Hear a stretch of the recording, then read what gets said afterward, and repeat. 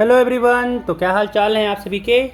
उम्मीद करते हैं सब अच्छे से होंगे और आप लोग विज्ञान का जो एग्ज़ाम आपका कल है उसका भी तैयारी अच्छे ढंग से कर रहे होंगे। तो इस वीडियो में हम लोग विज्ञान के 30 एमसीक्यू क्वेश्चन डिस्कस करेंगे। 30 एमसीक्यू क्वेश्चन को यहाँ पे हम लोग डिस्कस करेंगे जिसको आपके एग्ज़ाम के लिए इम्पॉर्टेंट रहने वाला है। तो चलते हैं पहले क्वेश्चन पे। क्वेश्चन पढ़ने से पहले कहना चाहेंगे कि अगर आप हमारे चैनल पर नए हैं तो चैनल को सब्सक्राइब कर लीजिएगा, साथ ही साथ वीडियो को लाइक भी कर दीजिएगा। देखिए पहला सवाल यहाँ कह रहा है कि समतल दर्पण की फोकस दूरी क्या होती है। ठीक है, तो याद रखिएगा इसका आंसर हो जाएगा ए नंबर 0। समतल दर्पण का जो फोकस दूरी होता है वो होता है 0। अगला सवाल देखिए, कह रहा है कि किसी वस्तु का अवतल दर्पण द्वारा वास्तविक, उल्टा और समान आकार का प्रतिबिंब बनता है तो वस्तु की स्थिति क्या है। इसका आंसर हो जाएगा आपका बी नंबर सी पर। ठीक है, चलिए अगला सवाल देखिए, कह रहा है यहाँ पे कि निम्नलिखित में से किसमें प्रकाश सबसे तेज गति से चलता है। तो इसका आंसर आपका सी नंबर हो जाएगा वायु। अगला सवाल देखिए, कह रहा है एक लेंस की क्षमता -4 डायोप्टर है, उसकी फोकस दूरी क्या होगी।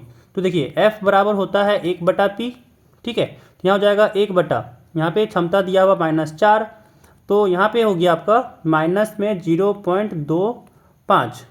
ठीक है, इतना मीटर हो जाएगा। आंसर यहाँ पे सी नंबर हो जाएगा, 4 का सी। अगला सवाल देखिए, 5 नंबर कह रहा है कि मानव नेत्र की फोकस दूरी में परिवर्तन का क्या कारण है। तो इसका आंसर हो जाएगा आपका सी, सिलियरी मांसपेशियाँ। अगला सवाल देखिए, यहाँ पे कह रहा है कि दूरदृष्टि को डैश भी कहा जाता है, मतलब खाली जगह को भरना है यहाँ पे 4 ऑप्शन में से। तो इसका आंसर हो जाएगा आपका ए, दूरदृष्टि दोष को हाइपरमेट्रोपिया कहा जाता है। ठीक है, चलिए अगला सवाल देखिए, कह रहा है यहाँ पे कि प्रतिरोध का एसआई मात्रक क्या है। तो इसका आंसर हो जाएगा आपका डी, प्रतिरोध का एसआई मात्रक होता है ओम। ठीक है, ओम होता है। चलिए अगला सवाल, कह रहा है यहाँ पे कि टंगस्टन का उपयोग निम्नलिखित में से किसमें किया जाता है। ठीक है, तो आपका यहाँ पे 8 का आंसर हो जाएगा बी नंबर, बिजली के बल्ब जो स्प्रिंग टाइप पे घुमा हुआ रहता है ना, वो आपका टंगस्टन का ही बना हुआ होता है। चलिए अगला सवाल देखिए, कह रहा है यहाँ पे कि चुंबकीय क्षेत्र रेखाएं निकलती है। तो इसका आंसर हो जाएगा आपका बी, उत्तरी ध्रुव से। अगला सवाल, कि निम्नलिखित में से कौन सा हमारे लिए ऊर्जा का परम स्रोत है ना। तो 10 का आपका आंसर सी हो जाएगा, सौर ऊर्जा। अगला सवाल देखिए, कह रहा है कि रासायनिक समीकरण को हम किस नियम के कारण संतुलित करते हैं। ठीक है, तो 11 का आपका ए हो जाएगा कि द्रव्यमान संरक्षण का नियम। ठीक है, चलिए अगला सवाल, कह रहा है कि FeCuSO4 जो है उसको रिएक्शन किए और ये Cu + FeSO4 बना। कह रहा है ये किस प्रकार का अभिक्रिया है। तो इसका आंसर हो जाएगा आपका सी नंबर, विस्थापन। देखिए Cu का विस्थापन हुआ है। ठीक है ना, चलिए अगला सवाल देखिए, कह रहा है कि H+ आयन की सांद्रता किस पदार्थ में सबसे अधिक होगी। तो आपका 13 नंबर का आंसर हो जाएगा ए, जठर रस।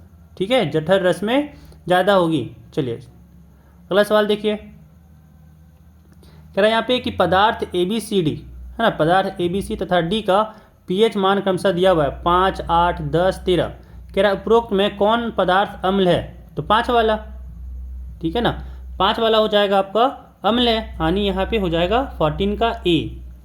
अगला सवाल देखिए, अगला सवाल कह रहा है यहाँ पे कि निम्नलिखित में से किस लवण का उपयोग सोडा अम्ल अग्निशामक में किया जाता है। तो 15 का आपका बी हो जाएगा, सोडियम बाइकार्बोनेट, या फिर इसको दूसरा नाम कहते हैं सोडियम हाइड्रोजन कार्बोनेट। ठीक है, चलिए अगला सवाल देखिए,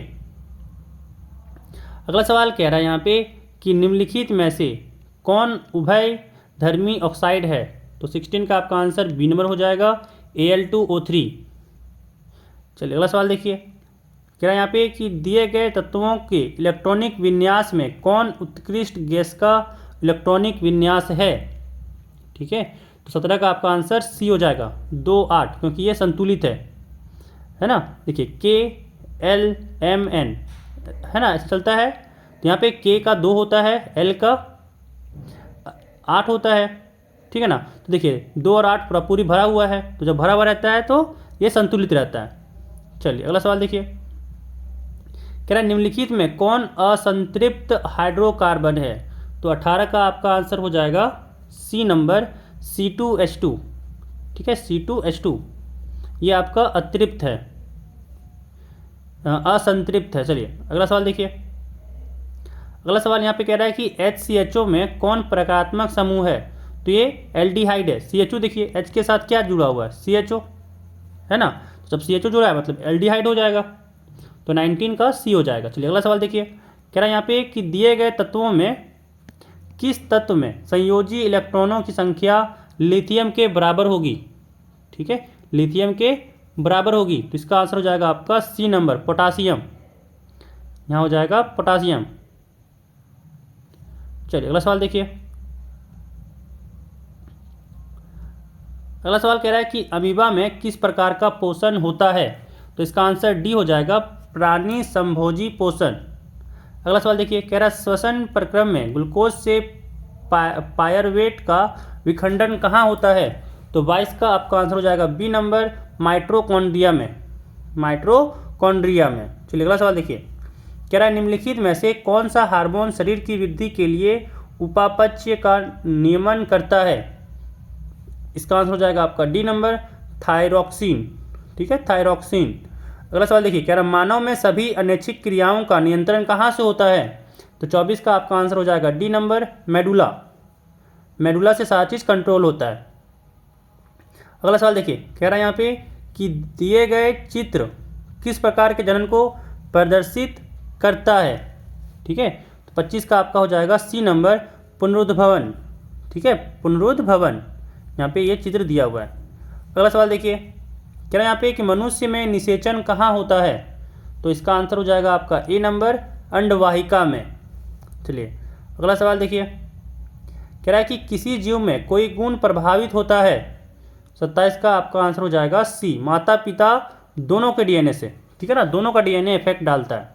चलिए अगला सवाल देखिए। कह रहा है यहाँ पे कि नाभिकीय विद्युत संयंत्र शक्ति संयंत्र में किस प्रक्रिया से ऊर्जा मुक्त होती है?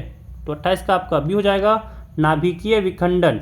ठीक है, न्यूक्लियर फिजन से, न्यूक्लियर फिजन। चलिए अगला सवाल देखिए। कह रहा है यहाँ पे कि हर पौधे की पत्तियाँ प्राप्त होने वाले सौर ऊर्जा का कितना प्रतिशत भाग खाद्य ऊर्जा में परिवर्तित करने में खर्च करती है? तो 29 का आपका ए हो जाएगा, 1%। अगला सवाल देखिए। कह रहा है निम्नलिखित में किस पदार्थ का प्रयोग करना पर्यावरण के लिए सबसे अधिक लाभदायक होगा? तो 30 का आंसर हो जाएगा आपका डी नंबर, कागज़ के डिस्पोजल कप का।